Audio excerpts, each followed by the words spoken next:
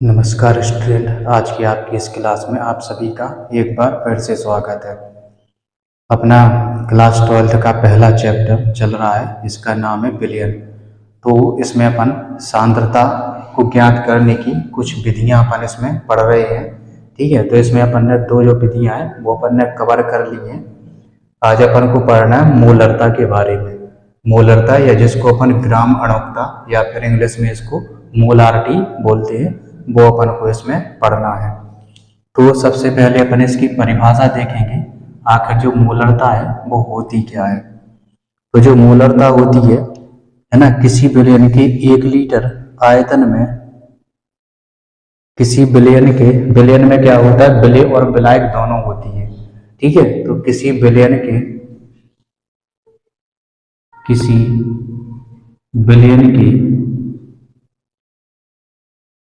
या किसी बिलियन की 1 लीटर आयतन में, किसी बिलियन की 1 लीटर आयतन में, 1 लीटर आयतन में उपस्थित 1 लीटर आयतन में उपस्थित मोलों की संख्या,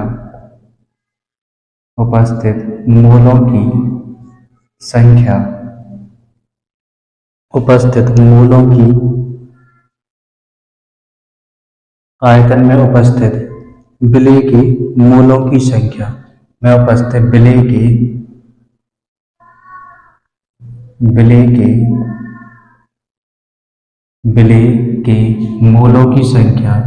के मोलों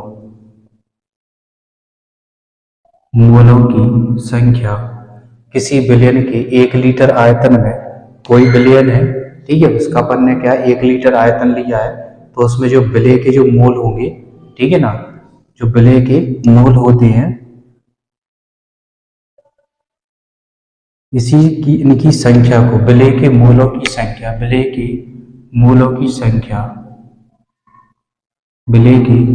संख्या मोलरता कहलाती है। मोलरता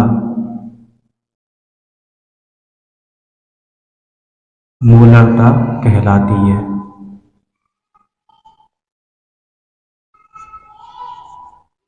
कोई बिलियन है, ठीक है, 1 लीटर अपन ने बिलियन लिया है, और उसमें जो विलय के जो मोल होंगे, ठीक है, तो कितने मोल उसमें घुले हुए हैं, वो ही क्या हो जाती है, मोलरता कहलाती है।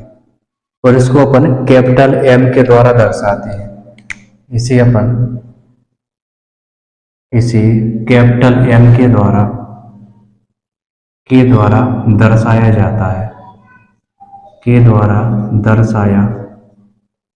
जाता है। इसको क्या है, अपन कैपिटल एम के द्वारा दर्शाएंगे। ठीक है, और जो मोललता होती है, जब इसको अपन तुतलाकर बोलेंगे तो वो हो जाती है मोललता।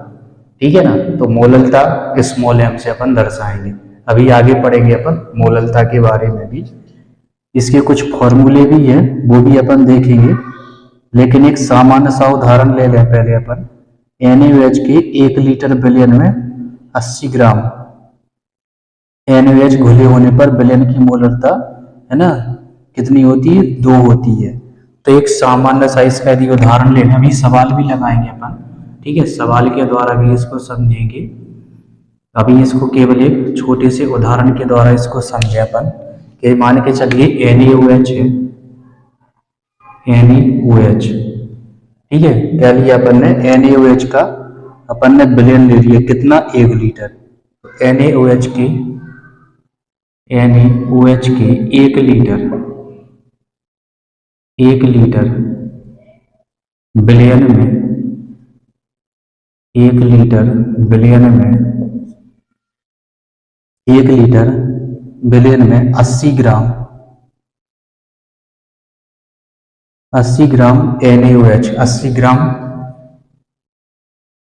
ग्राम NaOH, या इसको बोल सकते हैं अपन 2 मोल, NaOH। ठीक है, अब ये 2 मोल कैसे आया, क्योंकि 1 मोल का वजन, यानी कि यदि अपन इसका NaOH का है ना मोलर मास निकाले, ये मोलर मास आपको निकालना आना चाहिए। वैसे में हम बताए दे रहे हैं कि कैसे निकालना है अपन को। परमाणु क्रमांक इसका जो सोडियम होता है, परमाणु क्रमांक इसका 11 होता है और द्रव्यमान होता है इसका 23। द्रव्यमान कितना होता है? 23 होता है इसका सोडियम का। ऑक्सीजन का 16 होता है और प्लस में हाइड्रोजन का 1 होता है। इन तीनों को अपन जोड़ दें, है ना, तो 6 3 9 10, कैरी का 1 है ना, तो 1 और 2 3 और ये कैरी का 4, ठीक है, तो 40 आता है इसका। इसका जो मोलर मास है, ठीक है, NaOH का 40 आता है और यहाँ पे क्या है 80 ग्राम है।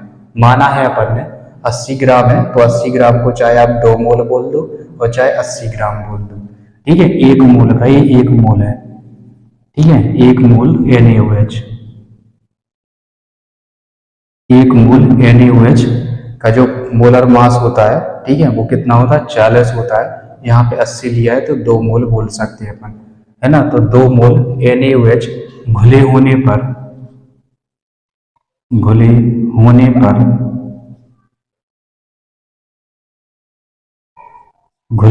पर विलयन की जो मोलरता होगी वो 2 हो जाती है। घुले होने पर विलयन की मोलरता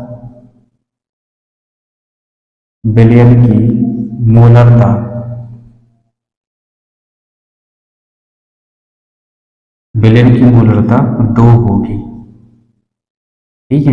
विलयन की मोलरता कितनी हो जाती है? 2 हो जाती है। तो कहने का मतलब है 1 लीटर अपन ने विलयन लिया और जिसमें जितने मोल है ना विलय के घुले होंगे वही उस विलयन की क्या है? मोलरता कहलाती है।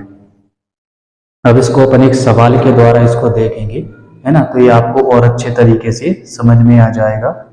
तो ये अपन एक सवाल करते हैं।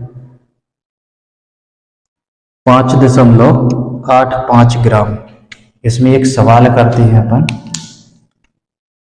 क्वेश्चन है 5.85 ग्राम, ठीक है। 5.85 ग्राम NaCl को 200 मिलीलीटर विलयन में, इतने ग्राम NaCl को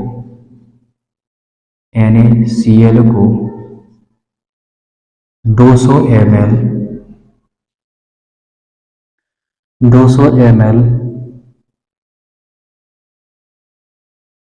विलयन में घोला गया है। 200 ml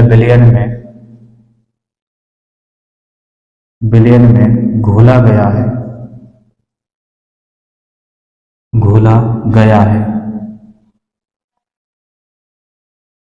गया है विलयन की मोलरता ज्ञात कीजिए।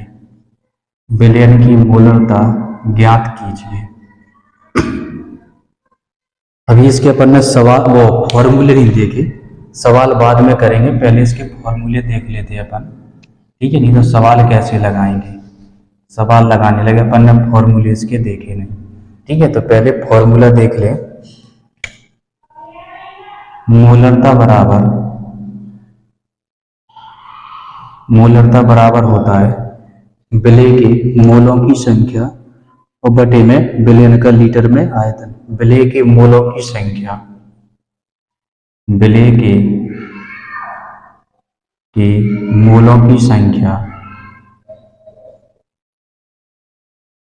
मोलों की संख्या और बटे में विलयन का लीटर में आयतन। विलयन का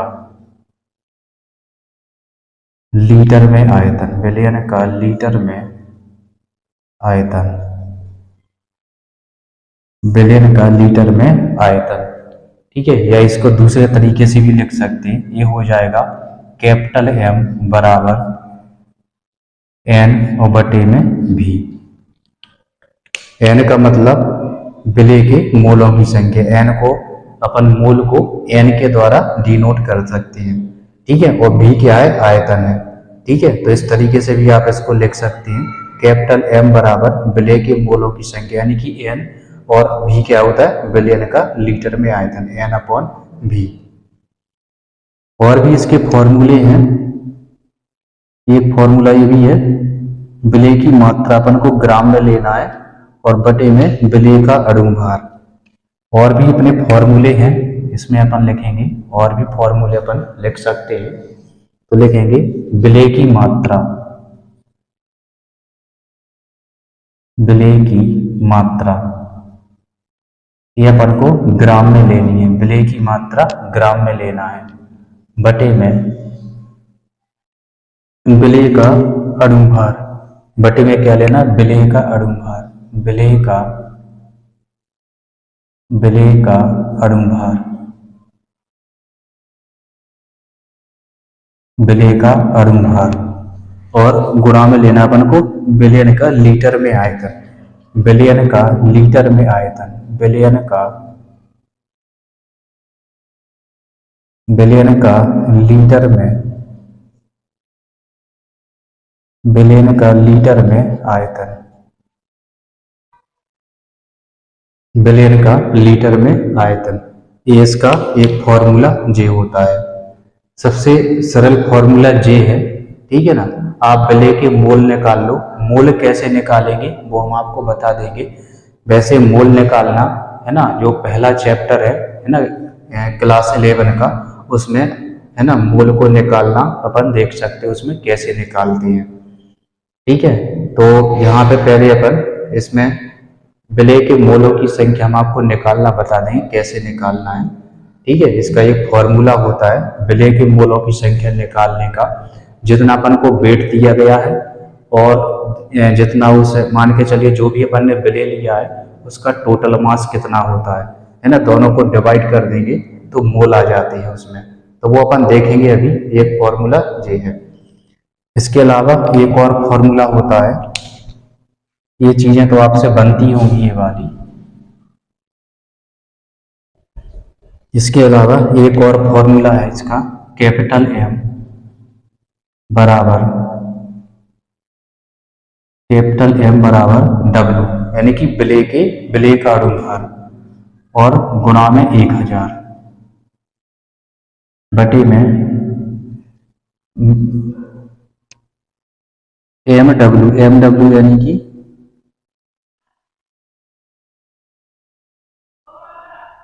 विलेय का अणु भार लेना है। यह है विलेय का अणु भार, और गुणा में V यानी कि आयतन।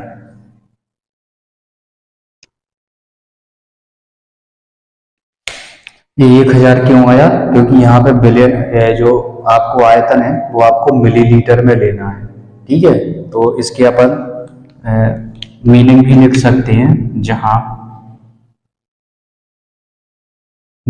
ये W बराबर विलेय का भार, W बराबर विलेय का भार,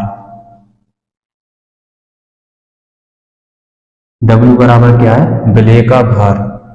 ये क्या है, स्मॉल m, और ये स्मॉल w बराबर ये है विलेय का अणु भार, विलेय का अणु भार, विलेय का अणु भार। और V बराबर है विलयन का ml में आयतन, विलयन का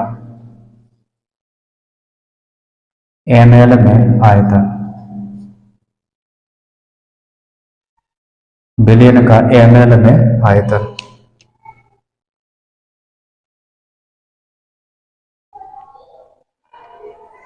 ठीक है, इसके मीनिंग होते हैं। यहाँ पे अगर अपन लीटर में ले लेंगे उसको तो ये 1000 नहीं लिखेंगे अपन, ठीक है। अगर अपन यहाँ पे लीटर में ले ले तो अपन को ये नहीं लिखना है। और अपन ने मान के चलो इसको ml में लिया है, मिलीलीटर में लिया है, तो फिर यहाँ पे अपन को 1000 लिखना पड़ता है, ठीक है। ये इसके 3 फॉर्मूले हैं, ठीक है। और इसके फॉर्मूले के माध्यम से अपन है ना ये जो सवाल जो भी हम लिख रहे थे वो सवाल अपन कवर करेंगे, ठीक है। तो मैं इसको इरेज किए दे रहा हूँ और इसके बाद इसको अपन सवाल के माध्यम से है ना और अच्छे तरीके से समझेंगे। यह है सवाल, ठीक है। 5.85 ग्राम NaCl है, ठीक है। और इसको क्या है 200 ml है ना, 200 ml विलयन में इसको घोला गया है, तो विलयन की मोलरता अपन को निकालना है। तो इसके लिए अपन जो लास्ट वाला फॉर्मूला है वो अपन इसमें देखेंगे। ठीक है, तो लास्ट वाला फॉर्मूला अपन को लिखना है, कैपिटल एम बराबर स्मॉल डब्ल्यू इंटू 1000 बटे में मोलर मास ऑफ सॉल्यूट। ठीक है, मोलर मास और गुणा में वॉल्यूम लेना है। तो अपन को वेट कितना दिया गया, 5.85, ये अपन को वेट दिया गया, गुणा में 1000 और बटे में NaCl का अपन को वेट लिखना है, NaCl का मोलर मास। तो जो NaCl है इसका मोलर मास होता है, सोडियम का होता है 23, अभी हमने बताया है, इसका 23 होता है। क्लोरीन का होता है 35.5, क्लोरीन का होता है 35.5। इसको ऐड कर दो, 5 3 8 3 2 5, 58.5 आ जाता है। ठीक है, कितना आएगा, 58.5। तो यहाँ पे लिख दो 58 और दशमलव में 5, और बिलियन में है ना, लीटर है ना, लीटर में ना देके ml में दिया गया, तो यहाँ पे 200। ठीक है, क्या है, ml में दिया गया है, यहाँ पे अपन ने ml में लिखा है, इसलिए यहाँ पे 1000 लिखा है। यदि अपन इसको लीटर में लिख ले तो अपन को 1000 लिखने की जरूरत नहीं पड़ेगी। अब इसको कर दो आप सॉल्व। ठीक है, तो इसको अपन को सॉल्व करना है। सॉल्व करेंगे, ये 2 जीरो है, वो दशमलव है, इस दशमलव को हटाएंगे तो 2 जीरो यहाँ पे ऐड हो जाएंगे। यहाँ पे 1 दशमलव हटाएंगे तो यहाँ पे 1 जीरो यहाँ पे ऐड हो जाएगा। ठीक है, इसको पूरा काट दो, ये कट जाएगा। इसके अलावा यहाँ पे देखो कितने हैं, 1 2 3 4 जीरो, 1 2 3 4, तो ये 4 से ये 4 जीरो गए। ठीक है, बचा क्या, 1/2।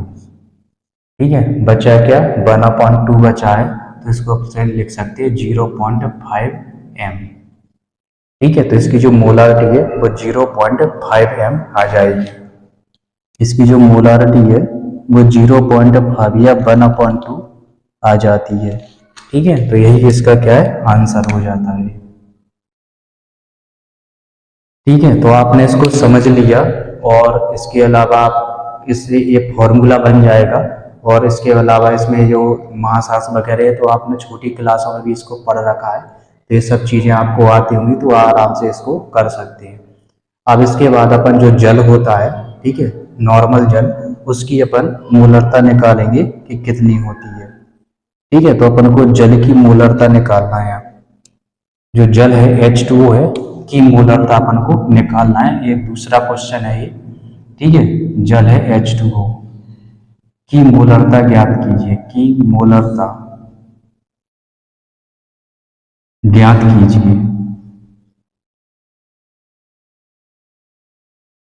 जल की मोलरता अपन को निकालना है, तो फॉर्मूला अपन यही लिखेंगे, कैपिटल M बराबर W गुणा 1000 और बटे में MW और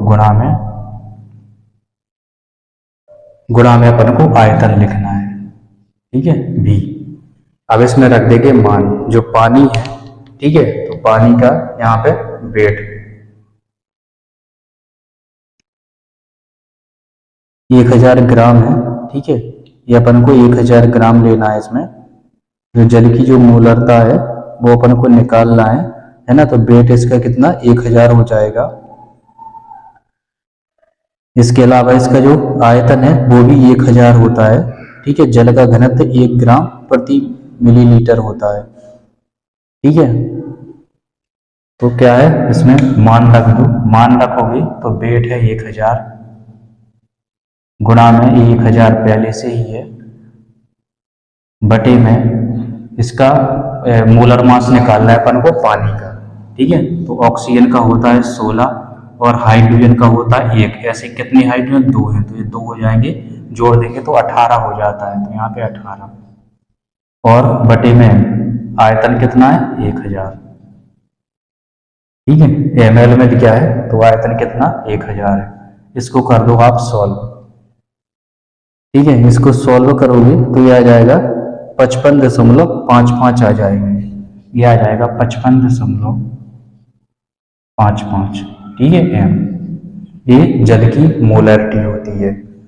इसको काट दो, ठीक है, और इसका डिवाइड कर दो, है ना, 18 से इसका, है ना, डिवाइड कर देंगे तो ये 55.55 m आ जाएगा। ठीक है, तो इस तरीके से ये जल की मोलरता पर निकाल सकते हैं।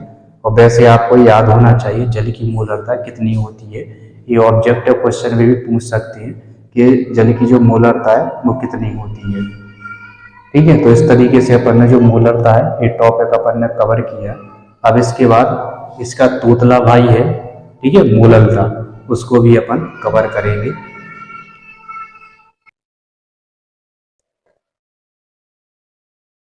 ये अपनी मोलरता का क्या है, ये तोतला भाई है जिसको अपन मोललता बोलते हैं, तो इसके बारे में भी अपन पढ़ेंगे। और जो मोलरता होती है इसमें दोनों में अंतर भी अपन देखेंगे, मोललता और मोलरता में। तो मेजर डिफरेंस इसमें ये होता है कि जो मोलरता है उसमें अपन ने आयतन लिया था, ठीक है ना, आयतन लिया था तो वो तापमान से क्या प्रभावित होती है, ठीक है, जबकि इसमें क्या है, आयतन का कोई रोल नहीं होता है, इसमें होता है द्रव्यमान। ठीक है, और द्रव्यमान क्या है, टेम्परेचर से अप्रभावित रहता है, यानी कि तापमान का उस पर कोई प्रभाव नहीं पड़ता है। तो वो अंतर अपन बाद में देखेंगे, पहले इसकी परिभाषा देख लें अपन। तो लिखेंगे अपन किसी बिलियन के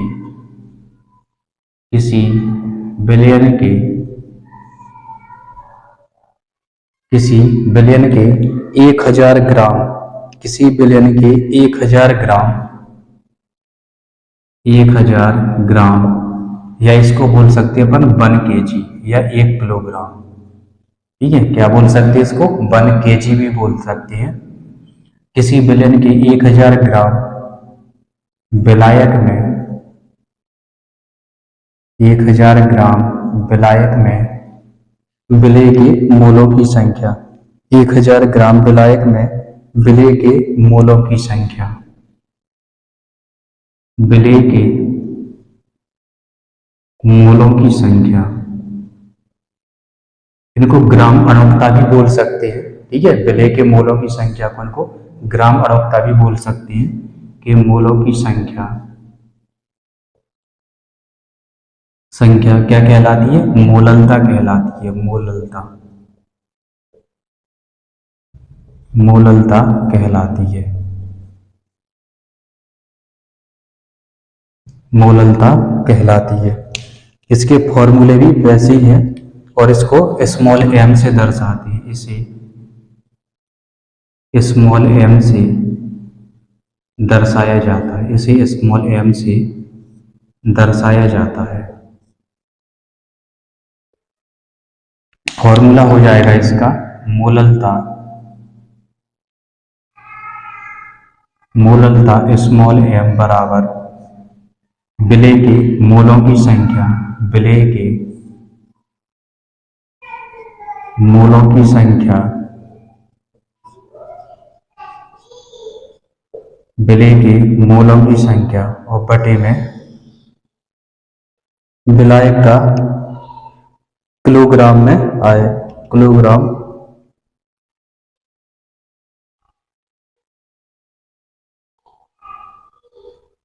विलेय की किलोग्राम में मात्रा, विलेय की किलोग्राम में, या विलेय का किलोग्राम में भार, विलेय का किलोग्राम में भार। ठीक है, भार लिख सकते हैं, द्रव्यमान लिख सकते हैं, ठीक है, द्रव्यमान लिख सकते हैं, मात्रा भी लिख सकते हैं, मात्रा लिखना चाहें तो मात्रा भी लिख सकते हैं। ठीक है, विलेय का किलोग्राम में भार। अब यहाँ पे आयतन जैसी कोई बात नहीं आई है, ठीक है, उसमें क्या करते थे अपन, सॉरी विलेय का नहीं, विलायक का लिखना है इसमें, विलायक का, विलायक का। इसमें ये भी मेजर डिफरेंस है, विलायक आया है, इसके पहले क्या आया था, बिलियन आया था। ठीक है, इसके पहले वाले में अपन ने बिलियन देखा था। ठीक है, तो ये भी एक मेजर डिफरेंस होता है इसमें, किसमें अपन को विलायक लेना है, विलायक का किलोग्राम में भार यानी कि द्रव्यमान लेना है, आयतन नहीं लेंगे इसमें। ठीक है, इसमें आयतन जैसी बात नहीं है, इसमें होता है भार या द्रव्यमान, और किसका लेना है अपन को, विलायक का लेना है, ना कि अपन को बिलियन का। ठीक है, ये भी अपन को इसमें ध्यान रखना है। ठीक है, तो यहाँ पे किलोग्राम लिया तो इसलिए अपन ने यहाँ पे 1000 नहीं लिखा है। यदि अपन इसको ग्राम में लेंगे तो यहाँ पे अपन को 1000 से गुणा करना पड़ेगा। तो इसी प्रकार इसलिए इसका दूसरा फॉर्मूला बन जाता है। ठीक है, इसका दूसरा फॉर्मूला ही बन जाएगा विलेय की मात्रा, विलेय की मात्रा या विलेय के मोलों की संख्या भी लिख सकते हैं अपन। विलेय की मात्रा, इसमें अपन को मात्रा लेना है यानी कि भार लेना है उसका। ठीक है, और गुणा में 1000 बटे में विलायक का, बटे में लेना है अपन को विलेय का अणुभार। यहाँ पे विलेय का अणुभार, विलेय का अणुभार और गुणा में विलायक का, विलायक का ग्राम में भार, विलायक का ग्राम में भार या मात्रा लिख सकते हैं अपन, ग्राम में भार। ठीक है, तो इसका ये फॉर्मूला होता है। इसको अपन दूसरे तरीके से भी लिख सकते हैं।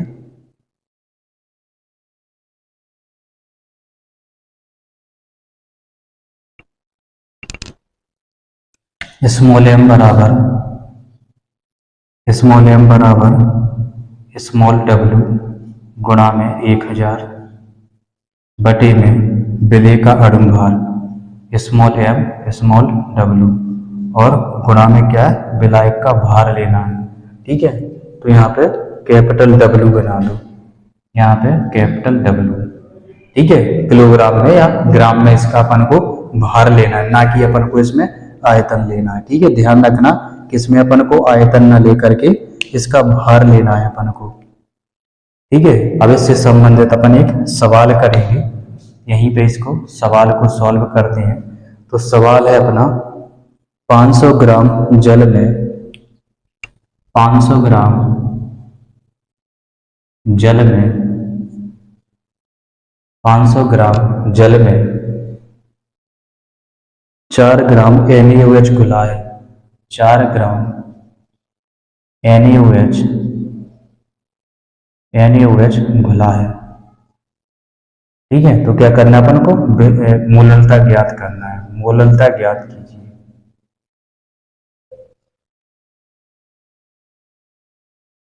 मोललता ज्ञात कीजिए।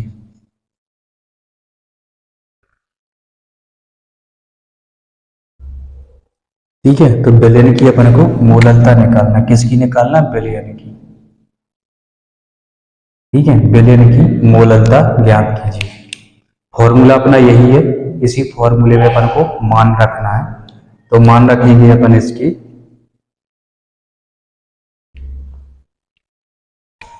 ये है फॉर्मूला, इसमें मान रखेंगे स्मॉल m बराबर, या क्या है, विलेय का भार। ये विलेय की मात्रा या विलेय का भार है। तो विलेय का भार कितना दिया गया, 4 ग्राम दिया गया। ये है 4 गुणा में 1000 बटे में विलेय का अपन को क्या लेना है, विलेय का अणुभार लेना है। क्या है, NaOH है। तो NaOH का अणुभार निकालोगे, अपन निकाला था कितना था, 40 था। ठीक है, बार बार नहीं निकालेंगे अपन, ये हमने 40 आपको अभी थोड़ी देर पहले निकाल के बताया था। तो ये होता है 40 गुणा में अपन को विलायक का भार लेना है। विलायक कितना दिया गया, कितना है, 500 ग्राम। विलायक कितना है, 500 ग्राम। तो यहाँ पे लिख देंगे 500 ग्राम, 500। इसको करेंगे अपन सॉल्व। ठीक है, इसको सॉल्व करेंगे तो 1 2 3 0 1 2 3 0। ठीक है, कितना बनता है, 4 एकम 4 और बटे में 4 5 20। ठीक है, इसको काट दो तो 4 एकम 4 और 4 5 20, 5 आ जाए, 1/5 आ जाता है। ठीक है, कितना आ जाएगा, 1/5 आ जाएगा। इसको और आगे अपन सॉल्व करेंगे। ठीक है, तो ये आ जाएगा 0.2 स्मॉल m यानी कि मोलरिटी। ठीक है। तो इसकी जो मोलरिटी है वो कितनी आ जाएगी, 0.2 आ जाएगी। सॉल्व करना चाहें तो इसको और भी सॉल्व कर सकते हैं, है ना। 0 दशमलव यहाँ पे 0 आ जाएगा तो, है ना, 5 दूनी 10 यानी कि 0.2 आ जाएगा। ठीक है, 0.2 m यानी कि मोलल, इसकी जो मोललता है वो 0.2 आ जाती है। ठीक है, तो इस तरीके से अपन ने जो मोललता है इसके बारे में देखा।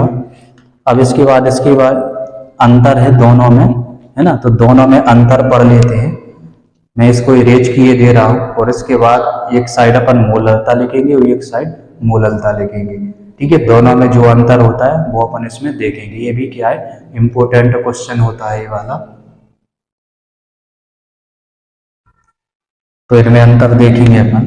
तो सबसे पहला अंतर इसमें होता है कि जो मोलरता है, ठीक है, तो इसमें क्या है, विलयन का, है ना, आयतन मुख्य होता है। ठीक है, तो इसमें क्या होता है, अपना जो मोलरता का संबंध है विलयन के आयतन से होता है। तो इसमें जो इसका संबंध है, मोलरता का संबंध विलयन के आयतन से होता है। विलयन के आयतन से संबंध रखता है या संबंध होता है, संबंध रहता है। ठीक है, इसमें क्या है, विलयन के आयतन से संबंध रहता है। और इसमें क्या है, इसमें संबंध होता है विलायक की मात्रा से, या विलायक का जो भार होता है वो अपन लेते हैं। तो इसमें जो संबंध होता है विलायक की मात्रा लिख दो या भार लिख दो, विलायक की मात्रा या फिर भार से संबंध होता है,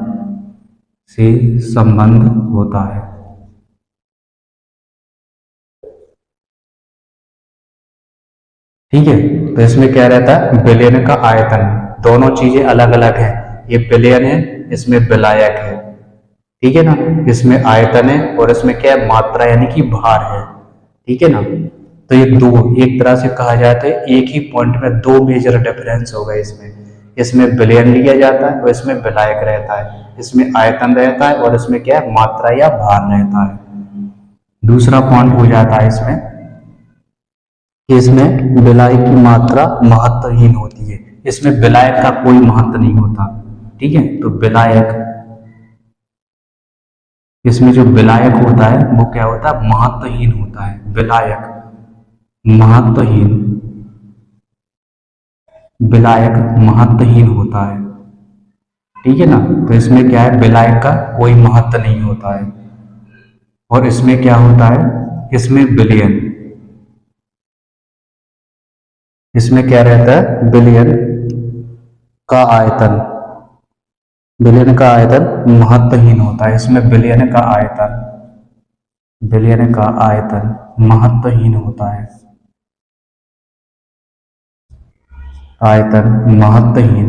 है, महत्वहीन होता है। अब आप देखते हुए इसमें आयतन है तो तापमान से परिवर्तित रहेगा। ठीक है, ये क्या होता है, ये तापमान से प्रभावित रहता है, तापमान से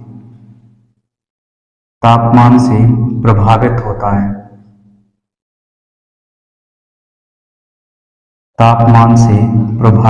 है, यानी कि तापमान का इस पर प्रभाव पड़ता है। कोई इसमें क्या है, इसमें तापमान पर प्रभाव नहीं पड़ता, या तापमान, है ना, से क्या है, अप्रभावित रहता है, या तापमान से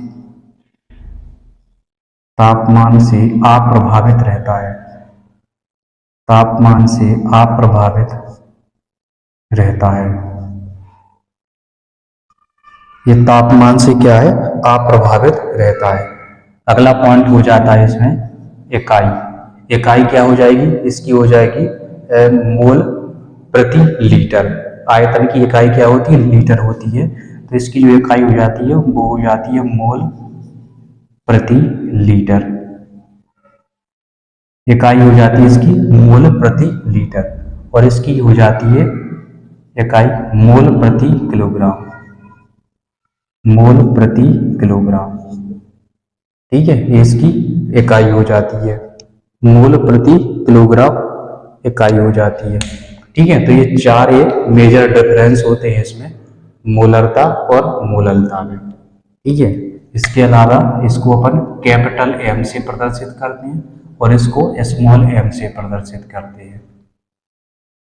ठीक है, तो इस तरीके से अपन ने मोललता और मोलरता इन दोनों में अपन ने अंतर देखा, परिभाषा और इसके जो फॉर्मूले होते हैं वो भी अपन ने देखे, और साथ में इससे संबंधित कुछ एग्जाम्पल यानी कि न्यूमेरिकल भी अपन ने सॉल्व किए।